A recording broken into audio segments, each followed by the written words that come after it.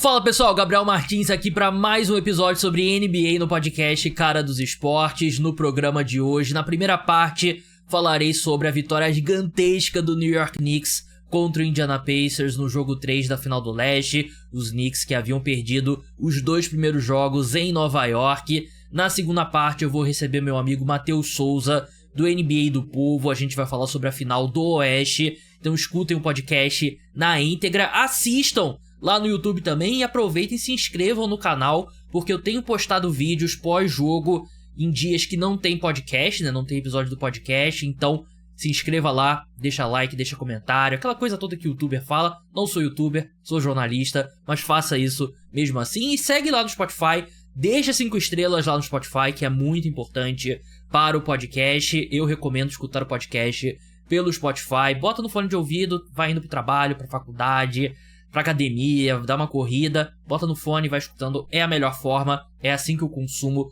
podcasts no meu dia a dia. Knicks 106, Pacers 100. Os Knicks respiram na série, que em determinado momento ali tava complicado. Os Knicks estavam perdendo por 13 pontos e ali no final do terceiro quarto e conseguem virar. E a gente precisa começar a análise sobre esse jogo falando sobre o Karl-Anthony Towns. Cara, eu posso ser taxado como hater do Karl-Anthony Towns às vezes, o que eu discordo, porque eu acho que eu sou bem realista quanto ao Karl-Anthony Towns. Mas assim, um jogo como esse exemplifica por que o Towns é a estrela mais irritante da NBA. Porque ele tem talento pra fazer o que ele fez no último quarto. Ele entra no último quarto com 4 pontos, faz 20 pontos no último quarto, vira o jogo, é o responsável pelos Knicks vencer essa partida. Não tinha nada que os Pacers podiam fazer contra ele, atacando a cesta, arremessando de 3. Mas os Knicks chegam no final da partida ali, perdendo por dígitos duplos, porque o Towns fez uma série de faltas idiotas ao longo do jogo e se colocou pendurado, teve que sair da partida porque ele estava com 4, 5 faltas. Então é bem a experiência Karl-Anthony Towns. Faltas idiotas que tiram ele da partida, porque com um número alto de faltas você não pode arriscar ele ser ejetado. Dificuldades na defesa, deixando ali alguns jogadores adversários passar e tal. Mas ele tem todo esse talento para fazer esse último quarto. Ele mostra isso várias vezes, só que ele não consegue fazer consistentemente. Por isso que deixa a gente maluco. Mas o Towns é um cara que tem muito talento. Tem um QI baixo de basquete. Não tô falando sobre a inteligência dele como pessoa. QI de basquete dele é baixo. Mas dias como... Eu tava conversando com um amigo meu durante o jogo. Pô, será que os Knicks se arrependem da troca pro Towns e tal? E aí ele faz esse último quarto, né? Então é uma montanha-russa a experiência Karl-Anthony Towns. E eu acho que as pessoas são críticas ao Towns porque a gente sabe o talento que ele tem. Sabe que ele tem a capacidade de fazer isso que ele fez no último quarto. Mas ele já tem uma carreira longa na NBA e nunca conseguiu fazer consistentemente esse desempenho. Só que nesse domingo os Knicks não vencem o jogo sem ele. Num jogo que o Jalen Brunson também ficou em problema de falta. Inclusive ele voltou com 1 minuto e meio só pro fim da partida, porque o time encaixou ali com Miles McBride, Josh Hart, Karl-Anthony Towns, OG Anunoby, Mikal Bridges. Então acho que o Thibodeau demorou um pouco pra botar o Towns de volta, pra botar o Jalen Brunson de volta, mas deu certo, né? Deu certo e a equipe fez uma mudança significativa, né? Que foi ter o Mitchell Robinson começando e o Josh Hart vindo do banco. Mas assim, muda um pouco a ordem da rotação, mas os minutos foram basicamente os mesmos, né? O Josh Hart jogou um pouquinho menos de minutos que normalmente ele joga, jogou 34. Ele é um cara que tá batendo ali 39 e tal. Mas o Mitchell Robinson jogou 29, que é o que ele tem jogado mais ou menos vindo do banco. Então você muda ali algumas rotações e, assim, teve um momento que parecia que os Pacers iam girar a faca. Porque eles chegaram a estar vencendo ali por 15 pontos no final do terceiro quarto. Os Knicks tiveram alguns momentos do jogo com Landry Shamet e Dion Wright em quadra ao mesmo tempo, que é bem bizarro de você pensar. E eles conseguiram sobreviver única e exclusivamente por conta do desempenho do Towns. Porque, tudo bem, a equipe melhorou muito defensivamente ali da segunda metade do terceiro quarto em diante, mas se não fosse o Towns, eles não teriam vencido essa partida. Do lado do Indiana Pacers, 5 de 25 em arremessos de 3. E teve os 2 primeiros jogos dos Celtics contra os Knicks, né, na rodada passada dos playoffs. Eu falei sobre como os Celtics tiveram um pouco de azar nos arremessos de 3, né? Principalmente no jogo 1. Não era tudo defesa dos Knicks. Aqui, eu acho que esse aproveitamento baixo dos Pacers tem uma dose de... Esse ataque parou de funcionar no segundo tempo, ali no terceiro quarto em diante, final do terceiro quarto em diante. E teve também muita defesa dos Knicks, né? Eu acho que os Pacers pararam de conseguir arremessos de boa qualidade. A bola não estava andando tanto quanto de costume, mas também os Knicks conseguiram fazer uma defesa de perímetro muito boa. Porque acho que a gente conseguiu ver mais a equipe. Até o último jogo era muito assim, tinha 2 versões desse time dos Knicks. Tinha 3. O quinteto inicial, e aí quando entrava o Miles McBride, e aí quando entrava o Mitchell Robinson. Aí quando entrava o Mitchell Robinson, eram 2 bigs, ou então o Towns ia pro banco, né? Então não tinha muita variação. Eu acho que os Knicks conseguiram colocar uns lineups em quadra hoje que um pouquinho mais equilibrados defensivamente. Menos os lineups com o Landry Shamet e com o Dion Wright em quadra. E eu acho que os Pacers também meio que, sei lá, eu acho que quando tava vencendo ali por 15 pontos...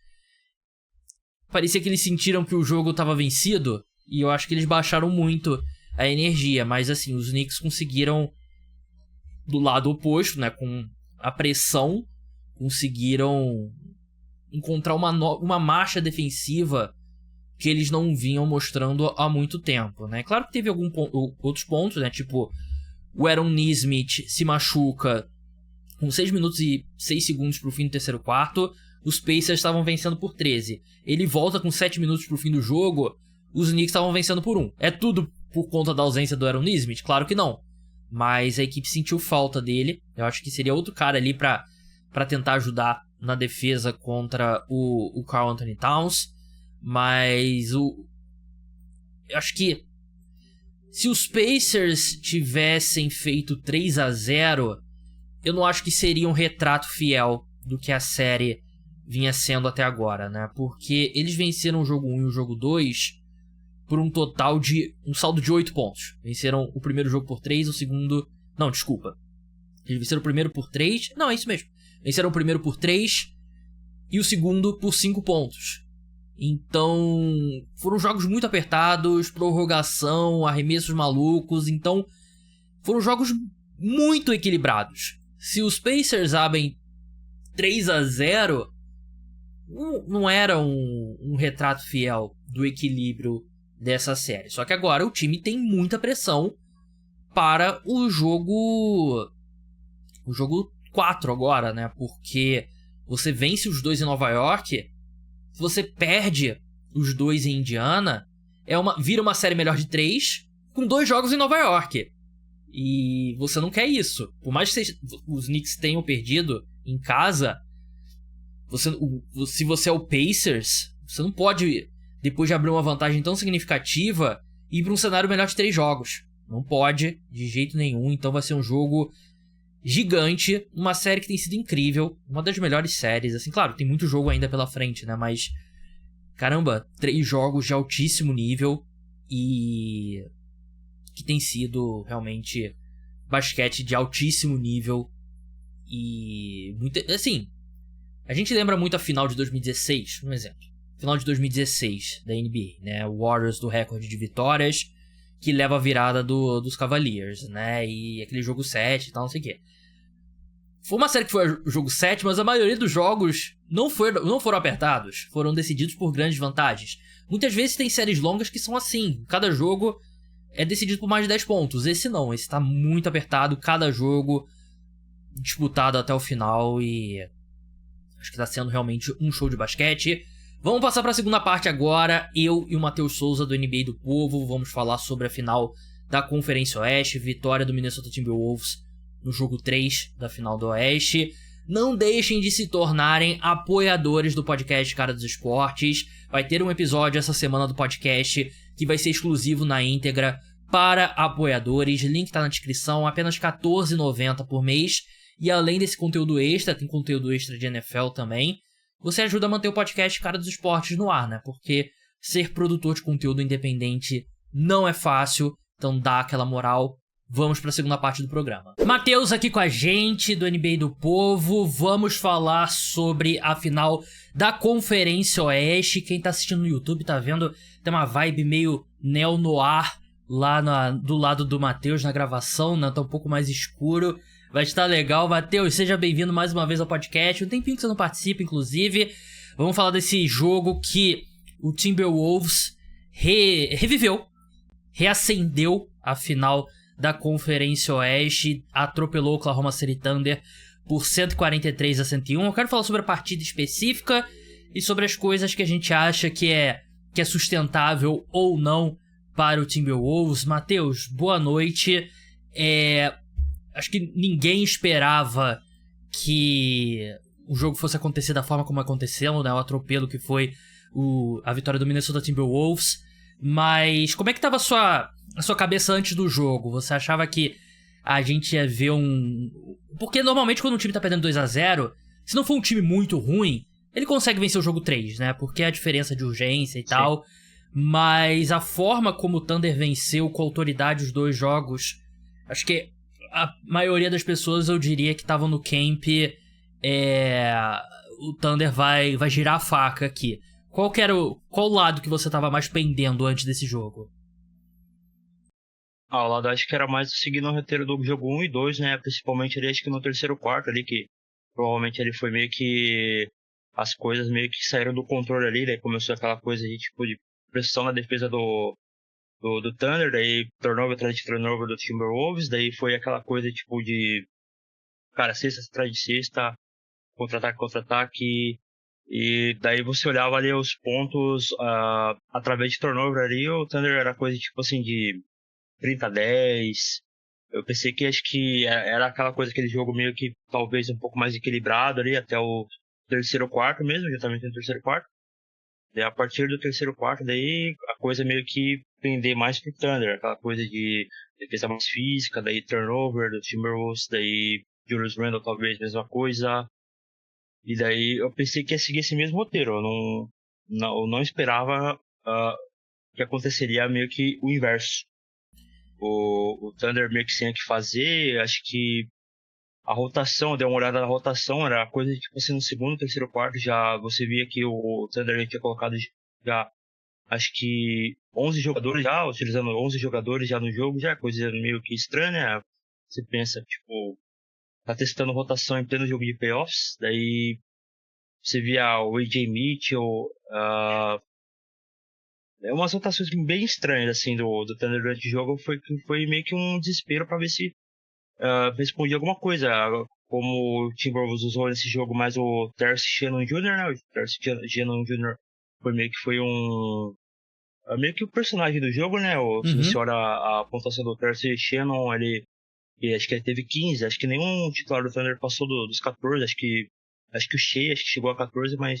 Retomando esse ponto, Matheus, sobre o Terrence Shannon, né? Que eu acho que ele é meio que um sintoma de algo que a gente vê muito nos playoffs, né? A gente acompanha a NBA há muito tempo. Sim. Role players, jogadores coadjuvantes, jogam melhor em casa, né? E seja por qual for o motivo, isso acontece. Claro que ele é um exemplo muito extremo, né? Do que aconteceu, né? Mas você vê o Nickeil Alexander-Walker jogando bem, o Naz Reid, que vinha fazendo uma série muito ruim, jogando bem novamente, né? E você vê esses caras aparecendo que não estavam aparecendo no jogo 1, no jogo 2, né? Até certo ponto eu acho que isso é de se esperar, né? Por isso que normalmente o time da casa que perde os 2 primeiros jogos e no jogo 3, ele costuma ser o favorito, né? Porque na NBA, acho que não só na NBA, né? Acho que é um fator humano ali, quando você abre 2-0, você dá uma relaxada, você respira um pouco. Enquanto o time que tá 0-2, você não tem como você não tem como criar artificialmente essa pressão de estar 0-2 e você sabendo que se você começar 0-3, nunca ninguém na história virou. Então eu acho que a tendência é essa mesmo. De novo, o que aconteceu nesse jogo 3 foi muito exagerado. Mas também eu acho que tem muito de... Acho que o jogo saiu do controle muito rápido, né? Então, acho que não foi um jogo ali... Porque o primeiro quarto foi 34-14, né? Então você já abre 20 no primeiro quarto. E se você... um time como o Thunder, que eu acho que já entrou com uma energia um pouco mais baixa do que dos 2 primeiros jogos, ali o time vai meio que largar. Mesmo com os titulares em quadro, o time vai meio que largar ali. Então, eu não acho que... de uma hora pra outra tem 42 pontos de vantagem entre Minnesota Timberwolves e Oklahoma City Thunder. Eu acho que é muito mais circunstancial. Agora, a gente tem que pegar ali o que realmente aconteceu, que o Wolves fez diferente. E um ponto que eu destacaria, Matheus, quero saber se você concorda, eu gostei das formas como os Wolves encontraram de não ter o Anthony Edwards iniciando o ataque. De ter alguma ação que colocasse ele em movimento contra a defesa do Thunder, que ele poderia receber a bola e arremessar de 3, porque ele foi um dos melhores arremessadores. Assim, a gente pensa do Anthony Edwards, aquele cara fantástico atacando a cesta e tal. Ele teve uma das melhores temporadas arremessando de 3 na história da NBA. Não é exagero o que eu tô falando, porque ele teve um volume absurdo e acertou mais de 40%, né? E aí...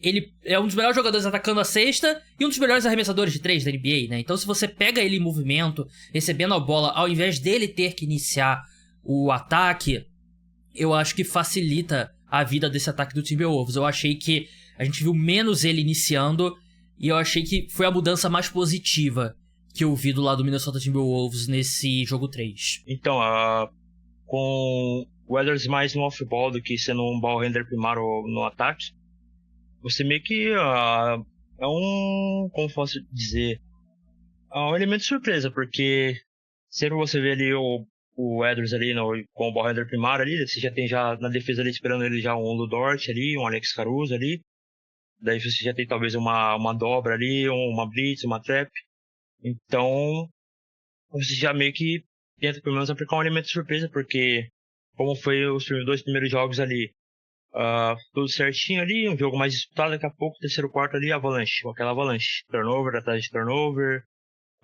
contra-ataque atrás de contra-ataque, Timberwolves tenta ali chegar no ataque ali, passe interceptado, ali um desvio, contra-ataque do Thunder. Então, você diversificando mais essa estratégia de, por exemplo, tirar o Edwards de ball handler primário, deixar ele um pouco mais no off-ball, se não me engano, acho que em uma das entrevistas pós-jogo, não sei se foi no jogo 1 ali, depois do jogo 1, no jogo 2, acho que o Edwards ele falou alguma coisa sobre trabalhar um pouco mais fora da bola. Então, você adiciona meio que esse elemento de surpresa, porque a defesa do Thunder ali é muito, como eu já falei ali, seja no Twitter ou no Instagram ali, é uma defesa, como pode dizer, tem muitos jogadores peculiares. Você tem ali um Lu Dort ali, que praticamente é um linebacker jogando basquete. Você tem ali um Alex Caruso ali que, de certa forma, eu vejo ele que... Acho que a arbitragem tem um pouco de tolerância, mas com ele, acho que ele é muito físico. Uhum. Eu acho ele muito físico. Tipo assim, não que eu seja contra, mas tipo assim, eu acho que é um apito um pouco mais diferente comparado a outros jogadores. É que eu acho que ele já estabelece cedo no jogo uma linha bem alta do contato físico. E aí... passando pela... Eu já falei até aqui no podcast, ele parte do raciocínio de que a arbitragem não vai dar 17 faltas nele, né? Então ele... Ele eleva lá no alto a linha. Isso. Então você tem também um Kayson Wallace ali também. Então é um time que você tem muitos jogadores peculiares. Então, cara, você tem que pensar muito pra quebrar esse tipo de defesa. Você tem ali um Slenderman no Chet Holmgren ali também. Você tem um Isaiah Hartenstein tá ali também fechando o garrafão. Então, cara, você tem que quebrar a cabeça, você tem que meio que trocando ali, testando coisas ali pra ver se você uma hora ou outra você consegue quebrar ali aquele tipo de defesa. Então foi uma boa opção ali, junto também com o Julius Randle voltando a jogar bem. No último jogo acho que ele foi banco durante o último quarto inteiro no jogo 2. Então deu certo, acabou dando certo. Você tem jogadores que nem o Terce Shannon Jr. aparecendo, então foi um dos ajustes que deram certo. Concordo. E acho que uma coisa que a gente vai ver o Thunder fazendo no jogo 4, que eu acho que é difícil fazer uma avaliação no jogo 3, porque o jogo 3 acabou muito cedo, né? Mas acho que um ajuste seria pressionar mais a bola, né? O Thunder, né? Porque até acho que eu falei depois do jogo 2, né? Que o Thunder tinha ainda cartas que eles não usaram. E eu acho que isso porque eles têm uma profundidade absurda, né? Então, que pressionar a bola exige muito fisicamente do seu backcourt, né? Então, como eles têm tantas peças, né? Tem o Lu Dort, tem o Alex Caruso, tem o Cason Wallace, o próprio Shea pode fazer isso eventualmente. Então, eles têm várias opções, né? Pra... eventualmente pode dar alguns minutos a Isaiah Joe fazendo isso e tal. Mas, enfim, eles têm várias opções pra fazer isso. E... eu não confio no ball handling nessa altura da carreira do Mike Conley, nem do Julius Randle, nem do J.D. McDaniels, né? Só que se você deixar eles avançarem tranquilo, a meia quadra, é uma coisa. Agora, se você pressiona ele lá atrás, essa bola provavelmente vai ter que chegar na mão do Anthony Edwards mais cedo, vai interromper o ritmo deles, e aí eles não têm tantas alternativas, assim, ofensivas. Eu continuo achando que o Thunder vai vencer essa série. O meu palpite antes da final do leste... do final do oeste, desculpa. Eu não lembro se eu falei Thunder em 5 ou Thunder em 6. Eu acho que foi Thunder em 5. E eu mantenho o Thunder em 5. Eu acho que foi um jogo clássico ali de dois times com um nível de desespero muito diferente, que o Timberwolves veio jogando tudo em cima do Thunder no jogo 1. E o Thunder acabou não conseguindo igualar a energia do Timberwolves. Quando apaga a luz de novo na casa lá do Matheus, mas tá dando pra ver. E a gente teve que parar uma vez aqui no podcast, porque a primeira vez é o motivo do programa, a segunda a gente cortou, mas essa eu vou deixar também. E eu não tenho moral nenhuma pra reclamar, porque eu marquei com o Matheus 8 horas, só que na minha cabeça eu tinha certeza que era 8h30. E é porque eu tenho marcado com todo mundo, domingo, 8h30. Eu não sei o que passou pela minha cabeça marcar 8 horas. Mas enfim, Matheus, você acha que é um ponto de reviravolta da série? Ou você segue mais na minha linha de que foi um jogo que a gente vai olhar pra trás e ver como um jogo atípico? Acho que eu sigo a mesma linha. Acho que é um roteiro que pode ser muito parecido com Cavs e Pacers. Aquele jogo 3 que você tem um time mais desesperado, um time mais confortável ali. Então, acho que segue essa mesma linha. Daí acho que no jogo 4 mesmo, que você vai ter ali meio que um parâmetro ali mesmo real. Tipo, vamos ver se agora um time entrando um pouco mais sério ali, um pouco mais atento ali. Vamos ver se, tipo assim, foi só um jogo atípico ou foi pra valer mesmo.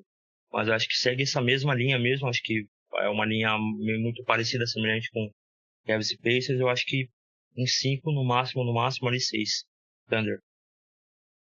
E fora que o Thunder, além dessa questão natural, né, do jogo 3 fora de casa, né, depois de ter vencido os 2 primeiros jogos, eles jogaram 3 jogos em 6 dias, né, e por mais que seja um time jovem, é um nível de intensidade muito alto por muito tempo, né, então acho que era um ingrediente a mais ali que justifica essa baixada na energia do Oklahoma City Thunder.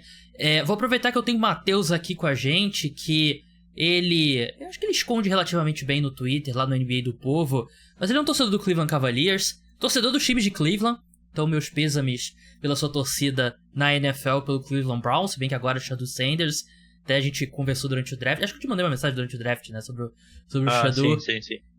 Matheus, eu vou falar de Cleveland Cavaliers aqui, porque eu acho que é um time que tem uma das off-seasons mais interessantes pela frente, né? Eu já falei aqui no podcast sobre uma ideia de troca que o Bill Simmons, né, que é uma das principais figuras da mídia dos Estados Unidos sobre a NBA, de repente uma troca Evan Mobley por Giannis Antetokounmpo, né, coisas do tipo assim, Mas acho que a grande questão, não especificamente essa troca, mas acho que, obviamente, são duas perguntas. O que você acha que vai acontecer e o que você faria. Você acha que a gente vai ver o Cleveland Cavaliers mexendo no top 4 desse time? Darius Garland, Donovan Mitchell, Evan Mobley e Jared Allen? E você acha que eles deveriam mexer no top 4 desse time?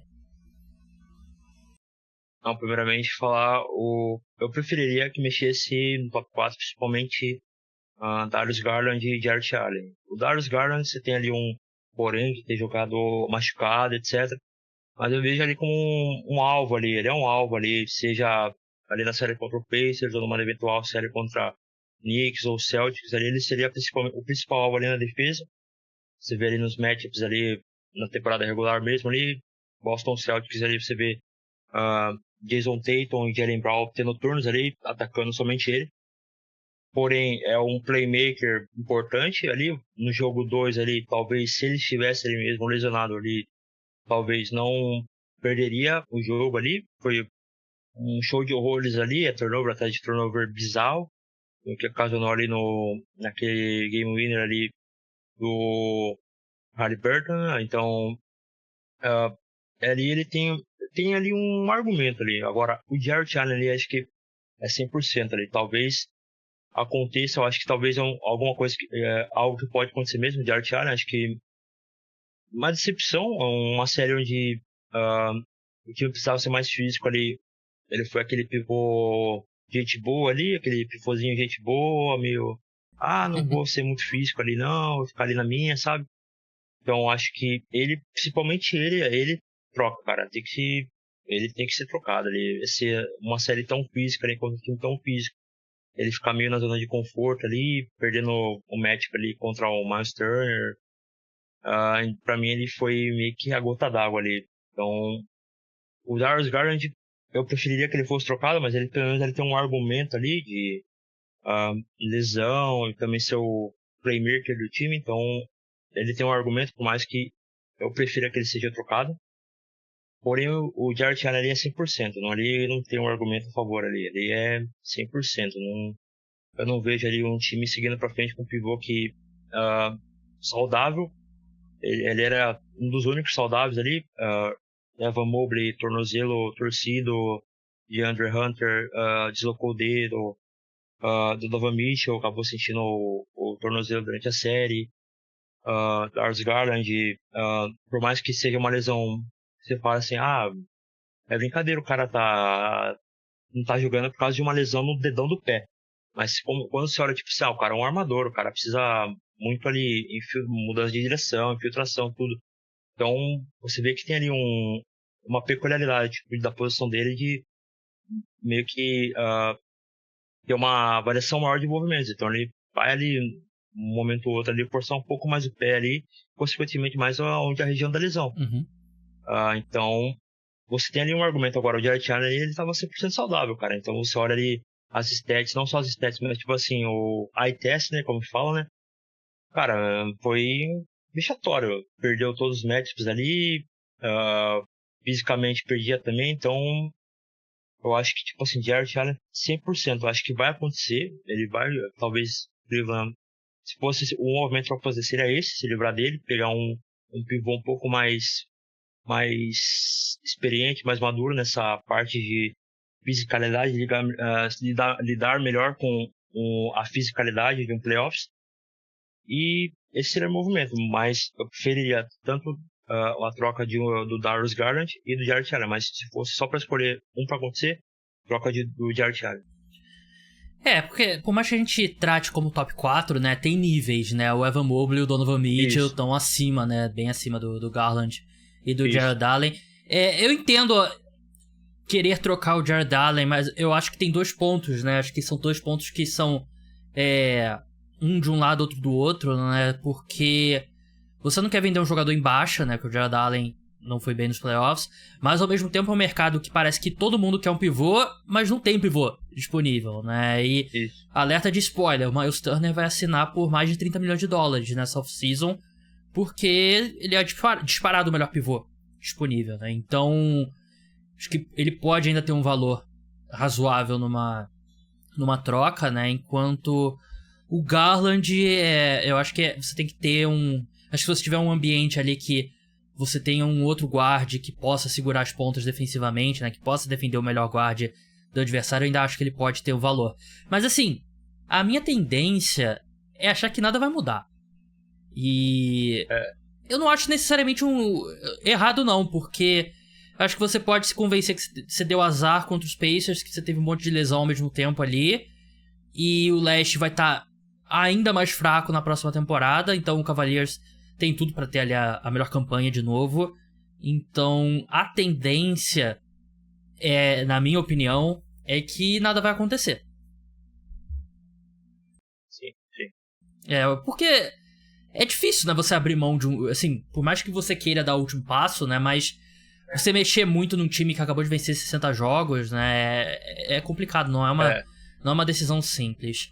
Mas a gente vai ter bastante tempo pra conversar sobre Cleveland Cavaliers. Aliás, Ty Jerome é um cara que se custou muito dinheiro com esses últimos... Isso que eu ia falar sobre Ty Jerome, cara. Ty Jerome acho que é viagem, alguma coisa do tipo. Sim. É um cara que a gente tava esperando, tipo assim, era talvez o sexto homem ali mais cobiçado ali, ou o primeiro ou segundo ali. Só que daí você chega no playoff ali, cara, foi um jogador nulo ali, foi um dos piores ali, talvez. Sim. Ali entre o pior ou o segundo pior ali dos playoffs ali, cara. É aquela coisa, até a piada, tipo assim, o cara só joga bem contra o Tyler Hill, só. Então, e ele, quando ele teve a oportunidade desastre. de ser titular, ele mostrou que ele é um bom guarda-reserva, né? Isso. Cara, foi um desastre, cara. Putz, não parecia um jogador profissional. Não parecia um jogador profissional, cara. Era erro atrás de erro, não acertava nada. A bola do Haliburton no jogo 2 foi pra cima dele, então... Cara, foi uma decepção, cara, por causa que a gente tava ali com a expectativa toda na temporada regular ali. O segundo melhor sexto homem, depois do Peyton Pritchard. Putz, vai ser importante ali, um cara ali do banco ali, vindo com o DeAndre Hunter, etc. Só que daí, cara, um completo desastre, cara. Tive que ver o Isaac Okoro, cara. Perdendo vaga pro Isaac Okoro, cara. Complicado mesmo. É triste, cara. É triste.